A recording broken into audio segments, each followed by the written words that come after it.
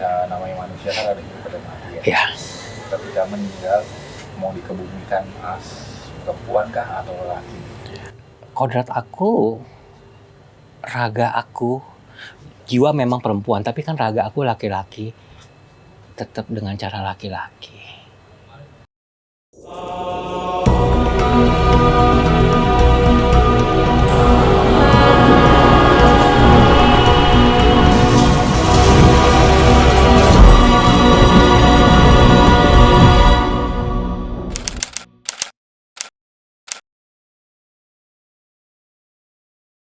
Cerita awalnya sebenarnya sih kalau saya sendiri itu hanya ingin coba-coba ya, karena kan sebenarnya saya ini sebenarnya bukan gay atau LGBT, tapi saya tetap straight. Namun awalnya itu saya ingin coba-coba untuk sesuatu yang baru. Fenomena waria adalah sebuah kisah yang tidak pernah habis untuk diceritakan dari masa ke masa. Bukan sekedar dipandang sebagai fenomena, tetapi dapat merambah ke dalam topik politik dan budaya pop.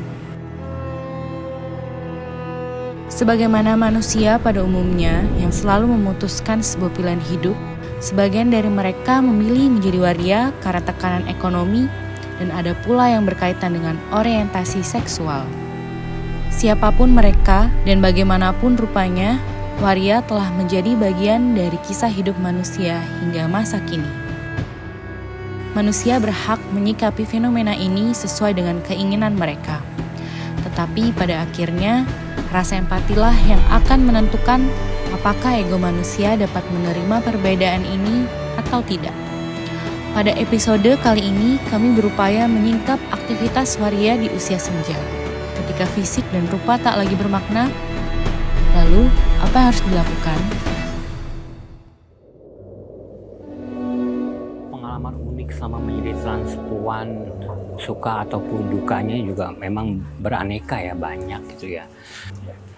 Keras dalam arti kita harus sudah siap untuk menghadapi segalanya, menghadapi kekerasan zaman dulu kan disebutnya preman ya, preman jalanan ya, itu yang kita takutkan, dan anak-anak geng motor, zaman dulu juga sudah ada geng motor gitu. Jadi dukanya ya seperti itu, misalkan aku lagi mejeng, di booking dengan 4 orang, pertama dia datang cuma 1 orang, di dalam mobil aku kira 1, pas udah nengok ke belakang udah ada 3 gitu ya. Di situ terjadi kekerasan.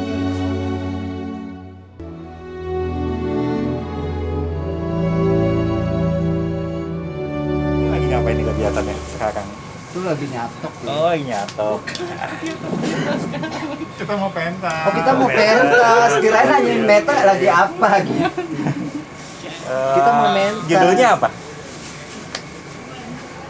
Aksi yang akan dipentaskan nanti. Dalam pentas ini kita ikut dalam Iya, ikut kegiatan Indraja Fest, terus sekaligus ulang tahun Indraja hari ini. Oh, jadi nanti akan ada musikalisasi Iya, puisi. banyak perform.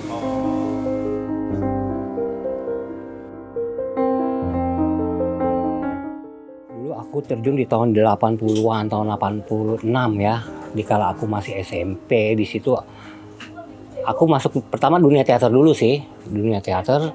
Jadi dari sini aku mau ke Grogol kan melewati Kampung Duri, melewati rel kereta api Kampung Duri. Di situ memang banyak transpuan senior di Jakarta Barat gitu ya. Dan kebetulan aku pas menginjakan kaki di pos Duri, aku bertemu dengan termasuk waria senior juga ya, namanya Yanti ya. Tapi dia sudah almarhum gitu. Dari Yanti itu aku bisa kenal dengan Maya Puspa yang penari ular pertama transpuan ya untuk Jakarta Barat gitu. Nah dari situ aku merambah lagi, bisa masuk ke Taman Lawang, bisa hijrah ke Bandung di Jalan Van de Venter, bisa hijrah ke Jogja gitu loh. Ya.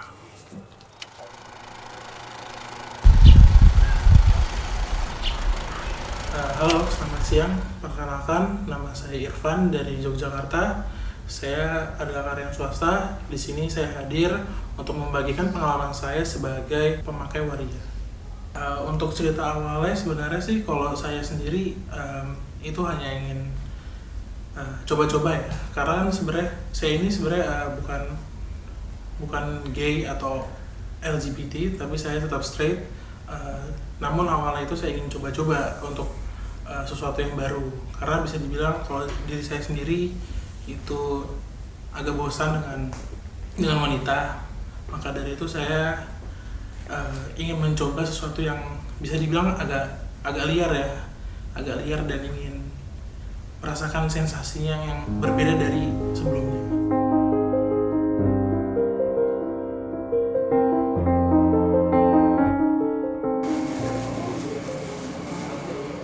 Nah,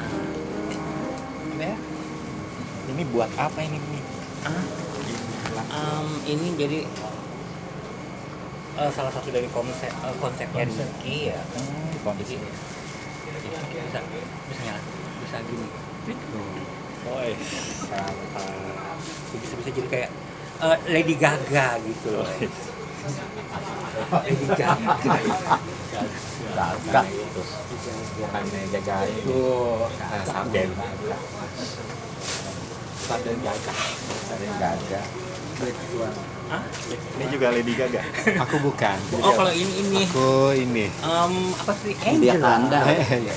Hero Angel lah. Mobile Legend Angel. Lydia Kandau. Bisa entar. Mami Pandan nggak pakai. Oh enggak, aku tradisional. Tradisional. Jadi konsepnya memadukan antara modernisasi dengan ini ya, Tradisional. tradisional.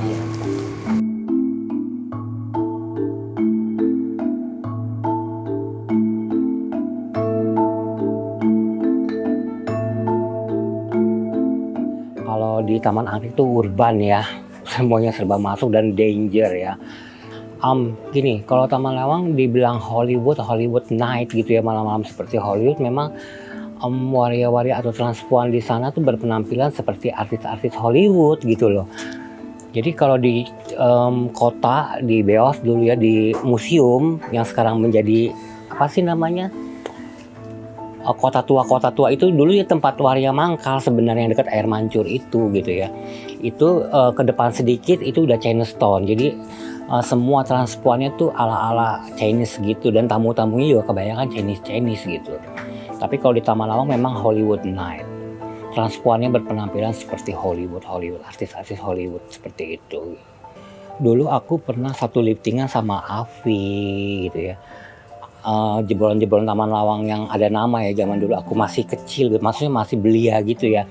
Ada Windy, ada Claudia, mereka tergabung dalam Fantastic Doll yang garapannya dari Mami Mirna, ketua waria 1 DKI ya pada masa itu ya, pengganti dari Maya Puspa langsung ke Mami Mirna yang aku tahu gitu. Sebenarnya ketua Hiwaria pertama yaitu Maya Puspa yang bermukim di Jakarta Barat, Kampung Duri, gitu. Yuk cepat makan. Kiri kanan belakang depan. Cong ayo cong.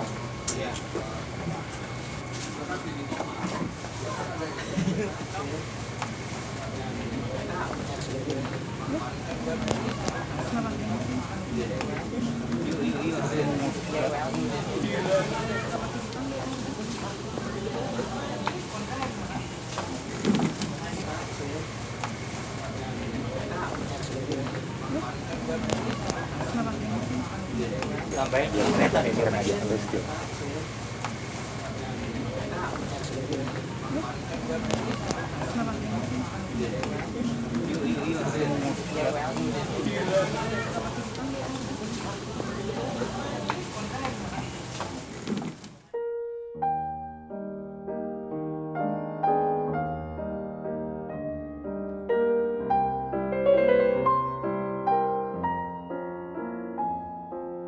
Mungkin aku terlahir sebagai perempuan, tapi aku terjebak dan terkungkung dalam tubuh laki-laki.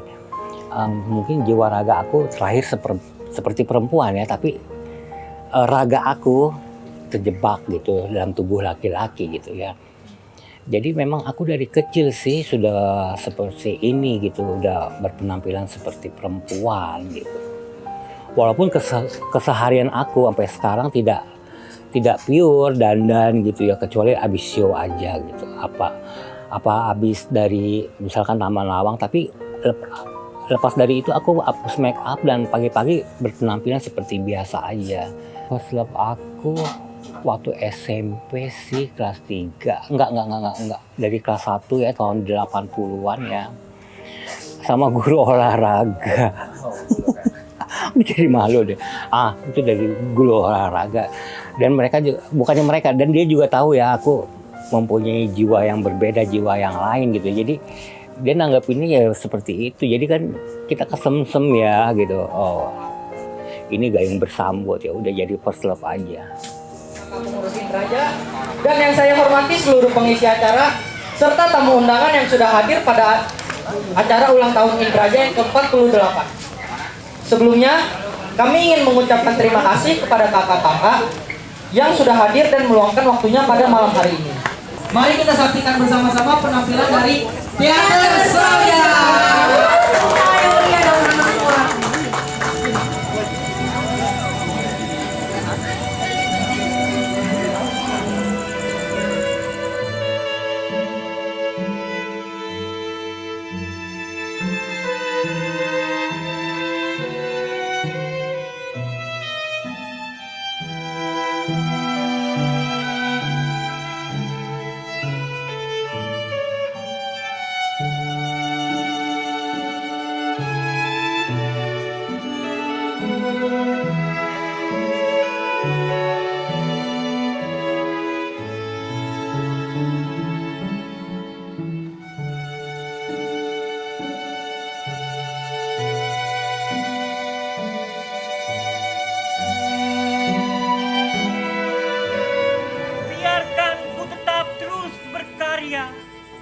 Ini aku, ini hidupku untuk selamanya.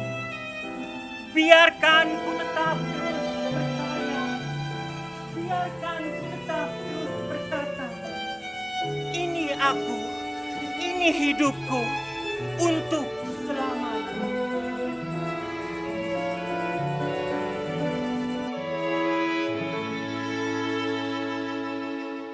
Kadang kan memang ada, itu pertama saya mencari dari sesuatu aplikasi yang memang sepertinya orang-orang juga udah banyak yang menggunakan juga, dan dari situ saya bisa bertemu juga dengan waria-waria. Dan sebenarnya awalnya itu nggak cuma satu saja, tapi ada beberapa yang saya coba, dan akhirnya saya juga punya salah satu yang spesial untuk yang ya bisa dibilang seperti pacar untuk saya. Kalau transpuan sekarang kan memang mungkin mereka udah lebih smart, udah lebih cocok ya, beda dengan zaman-zaman dulu ya. Jadi kalau zaman dulu tuh benar-benar kalau memang fokus dicari uang untuk kebutuhan sehari-hari dari hasil nyebong memang benar-benar gitu ya.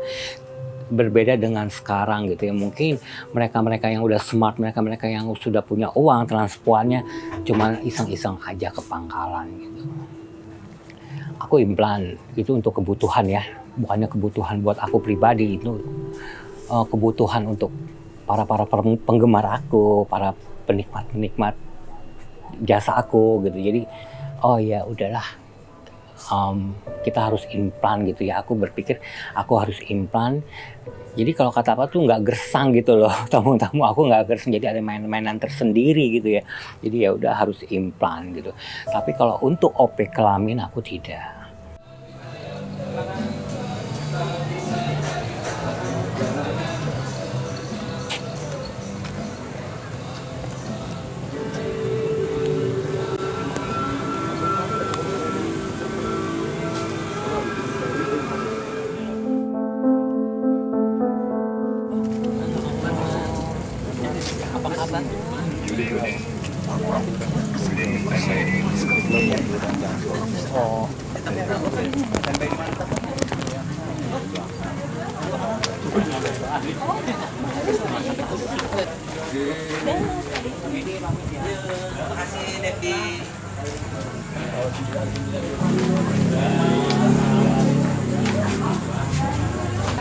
Nih anak si Mangsa nih, anak buahnya si Toma. Bohong. Enggak, jangan bohong. Astagfirullahaladzim. Ayo, ya benar. Tadinya kan kalau nggak ada lampu dia Saya ngeliat Madam Devi, ini saya kira patung. Nyala-nyala lampunya. Kamu nggak ngerasain apa yang ngerasain sudah dalam tudungan itu. panas gak sih? Panas. Panas.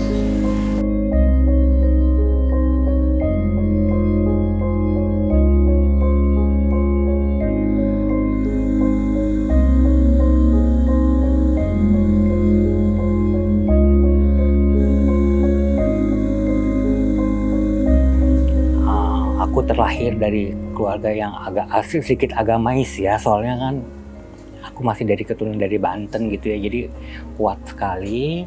Dan bapakku pernah berpesan, keluargaku pernah berpesan, boleh kamu ditambah implan tapi jangan sampai dibuang gitu loh. Ditambah boleh, dibuang jangan gitu. Ya. Makanya ada implan. Ya, ada implan. Cuma itu aja implannya, tidak operasi. Ketika Ya. keluarga mengetahui mami menjadi transpuan, apa responnya? Respon dia baik sih sebenarnya. Keluarga aku baik, orang tua aku baik, dia tahu. Dan aku juga pernah bilang sama ibu bapak aku ya, bahwa bukan anak ibu dan bapak aja yang seperti aku. Di luar sana masih banyak, mungkin 1.000, mungkin 2.000, mungkin jutaan transpuan gitu. Jadi ya udahlah, memang ini udah kodrat atau dapat anugerah terindah mungkin dari Yang Maha Kuasa ya. Mungkin Tuhan mempunyai rencana lain tentang gender aku gitu ya, tapi aku jalanin dengan baik-baik saja. Memang ibu bapak aku menerima, tapi kan kita kan punya kakak dan punya adik ya. Kita 10 bersaudara, aku anak nomor 6 gitu. Jadi di atas aku tuh ada kakak laki-laki, ada di atas aku ada 3. Kakak perempuan ada 2. Tapi yang nomor 2 ini kakak perempuan kayak dulu ya, tidak sekarang, tidak menerima bahwa adiknya itu seorang transpuan. Dia harus aku harus sembuh dari transpuan. Sebenarnya kan transpuan bukannya penyakit ya kan, bukannya penyakit loh gitu. Harus sembuh gimana gitu, susah kan disembuhin juga. Kita udah masuk ke psikiater, udah masuk kemana-mana ya tetap aja seperti ini. Memang udah pemberiannya seperti itu gitu ya. Menentang sih dia sebenarnya, menentang juga menentang baik, tapi kan memang kalau tidak bisa ya mau kata apa ya. Walaupun aku dibunuh sekalian, walaupun aku dimasukin ke rumah sakit jiwa juga memang tetap harus seperti ini, memang seperti ini gitu, tidak bisa berubah gitu.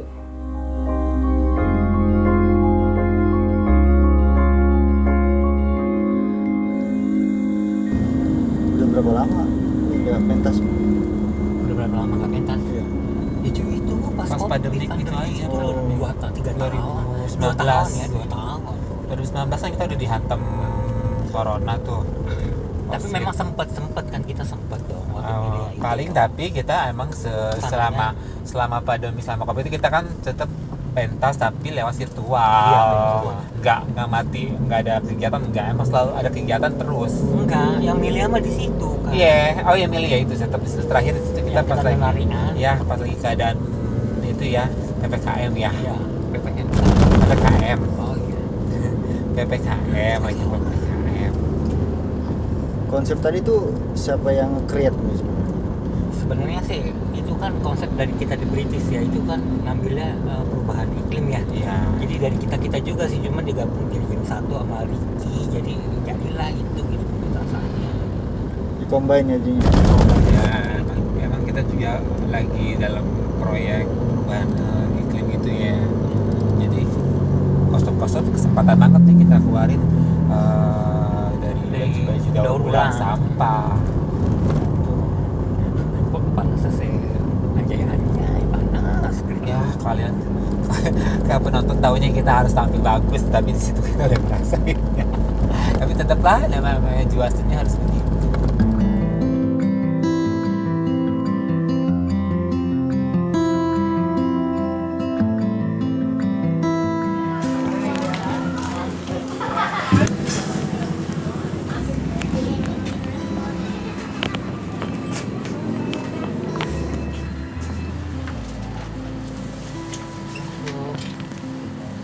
Ini kakak saya.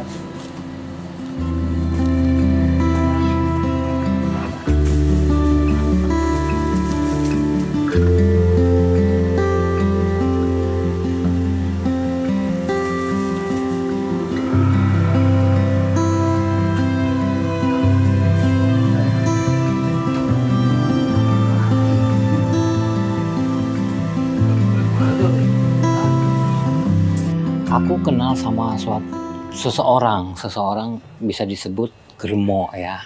Tidak boleh aku sebutkan namanya Germo.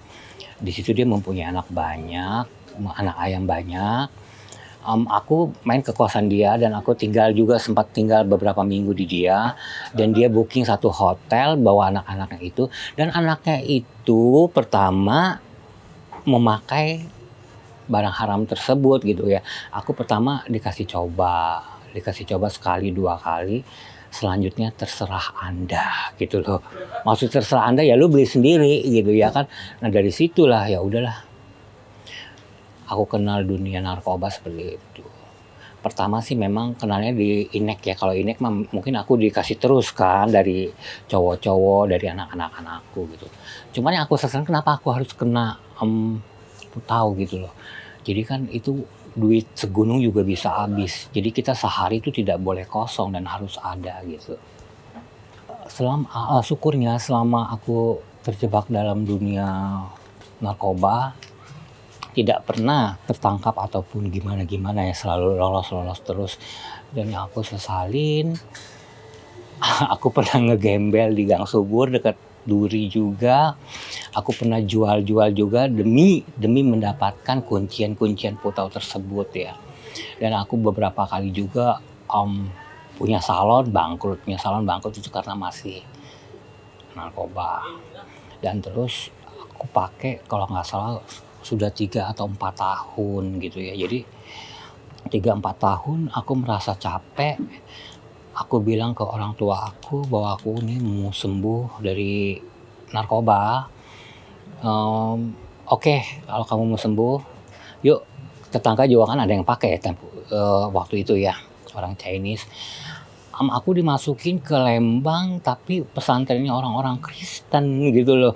Jadi ibu aku salah masukin aku di Dulos namanya. Di situ gimana ya? Dia bukannya rohani gitu sih. Jadi dikala aku sakau, dikala aku nagih, kita dimasukin ke cuman disuntik kodein kayak gitu ya. Jadi tidak bisa hilang, dan aku pengen dibaptis, dan aku telepon ke ibu aku, kalau nggak jemput aku sekarang, aku mau dibaptis nih. Besok aku sudah menjadi Kristiani gitu. Jadi ibuku kan haji. Jadi aku dijemput pulang. Emang dasarnya otaknya masih otak narkoba ya. Walaupun pulang aku pakai lagi. Itu udah 5 tahun kemarin, pakai lagi selama 3 tahun. Habis-habisan aku tidak pulang ke rumah. Banda-banda ibu aku habis, aku jual-jualin. Terus aku bermimpi sih dikasih sejadah sama kakek-kakek gitu ya. Aku suruh sholat, dan besoknya aku pulang ke rumah dari Gang Subur. Aku bilang ke ibu, tolong deh masukin aku ke Suralaya gitu. Nah dari situ ya sudah gitu. Selang beberapa tahun kemudian, bapak aku terserang penyakit ya, kena kanker gitu ya. Jadi kita keluarga sudah dikasih tahu bahwa bapak udah nggak mau ada. Aduh, aku jadi cengeng nih. Ya udah. Waktu sakaratul mautnya, dia tidak mau pernah lepas dari saya gitu ya. Tangan dia selalu saya pegang. Jadi aku tahu detik-detik terakhirnya beliau. Sebelum koma bapak aku pernah berpesan. Beliau mengatakan, aku takut kamu jadi sapi perah nih orang gitu. Jadi itu yang masih terngiang dalam pikiran saya sampai sekarang. Dan kedua, ibu saya 5 tahun, bapak nggak ada, baru ibu. Sama beliau juga tidak mau lepas dari pelukan saya.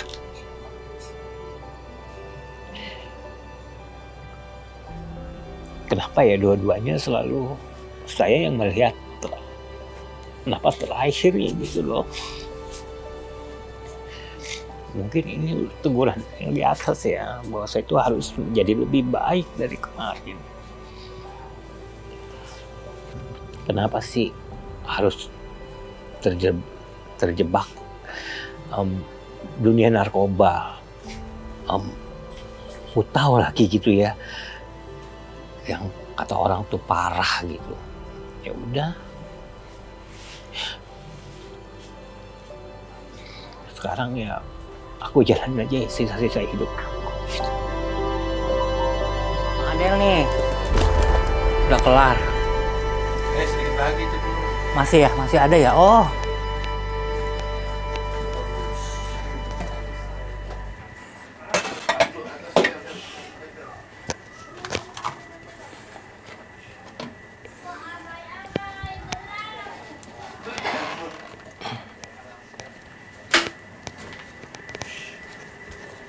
Nyiapin nasi buat Adel.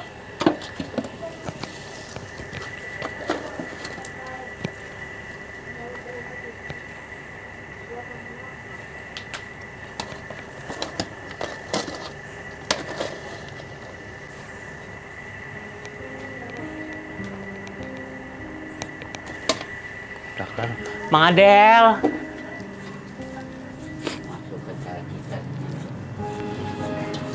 Mang, gesan ya.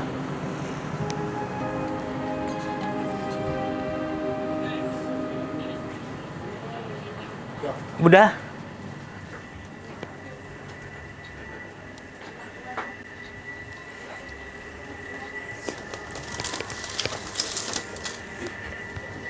Nih Mang, ambil aja nih. Udah ya? Iya. Ya.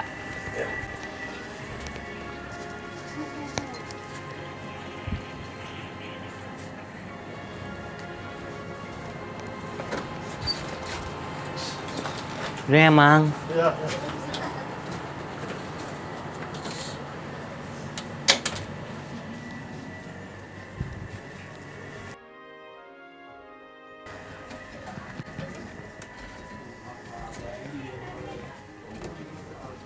Aduh, berantakan banget ini.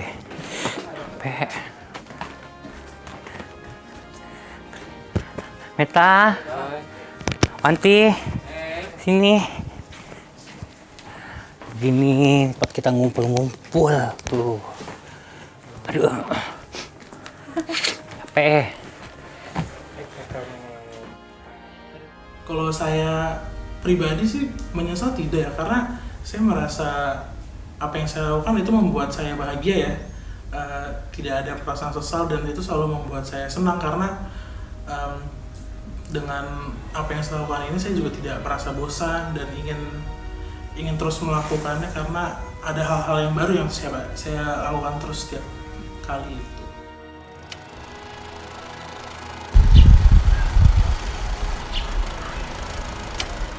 Nama samaran aku tuh sebenarnya Dani, bukannya Dani, Devi. Dani memang nama asli aku kan Endeng Handani. Nama dari orang tua aku pakai Endeng. Semua anak laki-laki bapak aku tuh pakai Endeng gitu ya.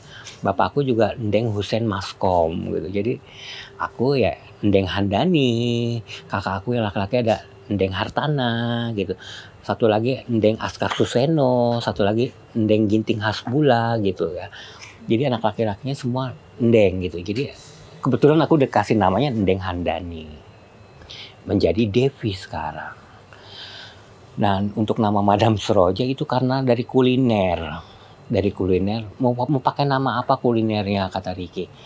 Madam ya, bagus ya. Madam apa ya? Oh yaudah Madam Seroja, aku bilang. Ya udah terkenalnya sampai sekarang Madam Seroja. Gitu. saya tidak pernah menyesal menjadi transpuan. Karena apa? Karena saya berpikir aku terlahir sebagai perempuan yang tadi ya aku bilang ya. Cuman terjebak aja dalam tubuh laki-laki. Tapi kan kita dosa lagi kalau kita menghujat Tuhan. Kenapa sih Tuhan? Kan kita nggak boleh lagi seperti itu. Ya udahlah kita terima aja. Jadi aku sih fan-fan aja menjadi transpuan. Walaupun aku tidak punya anak, toh banyak ponakan aku yang masih sayang sama aku. Ya kan? Jadi ya udahlah kita nikmatin hidup aja sebagai seorang transpuan. Seperti ini, ya udahlah.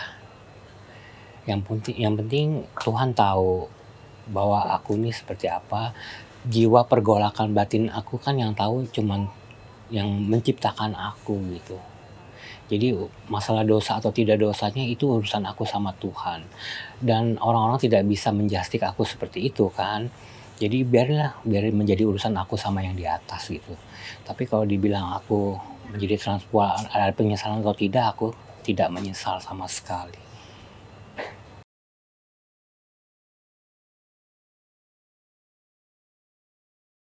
Ini lagi birahi kucing. Aduh, gue puyeng deh. Kayak kesian. Kesian banget.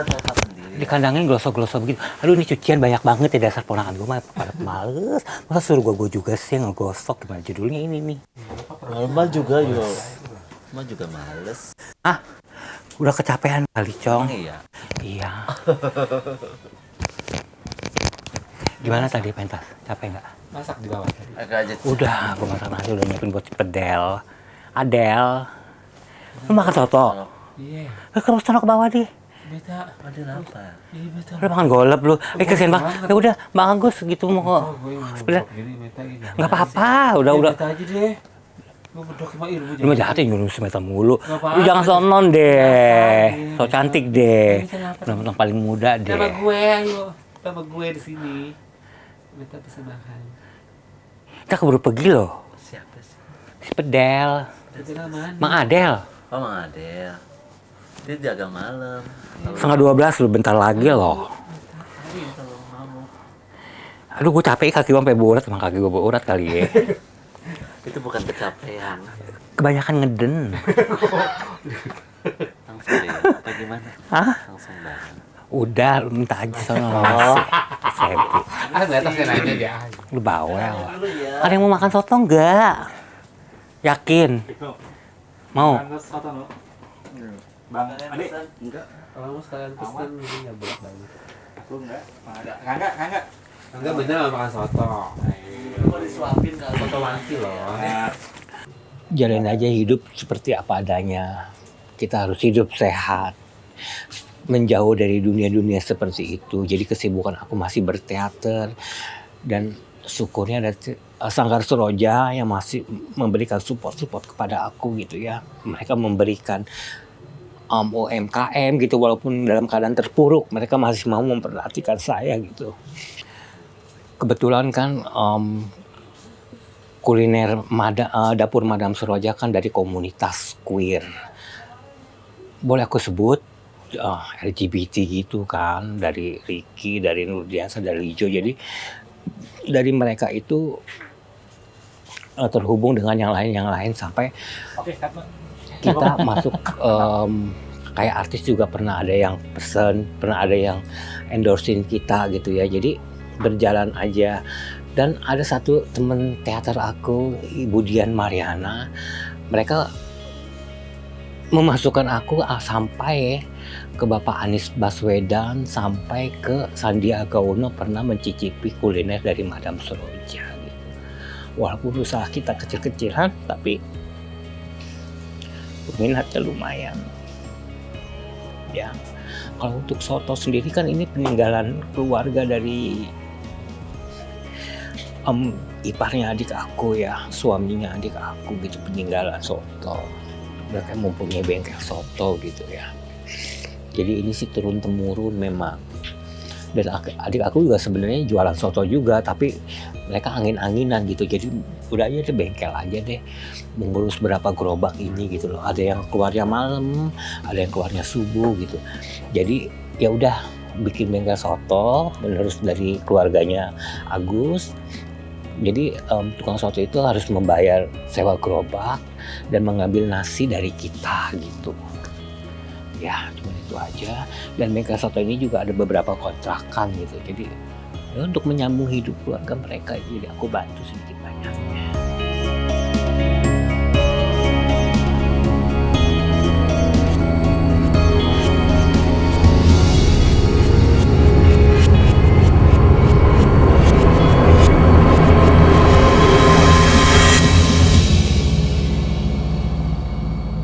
Saya Devi, biasa teman-teman atau orang-orang memanggil saya dengan sebutan Madam Seroja.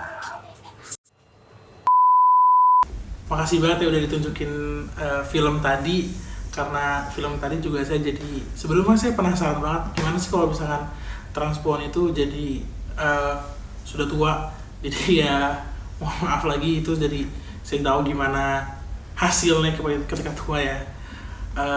Terus juga sebenarnya juga saya sangat suka ya apa yang dia lakukan ketika sudah memasuki masa-masa tua itu, karena dia tetap mencari kesibukan dan juga mencari aktivitas seperti aktivitas seni yang dia lakukan, walaupun itu bagus dan membuat dia istilahnya berkarya.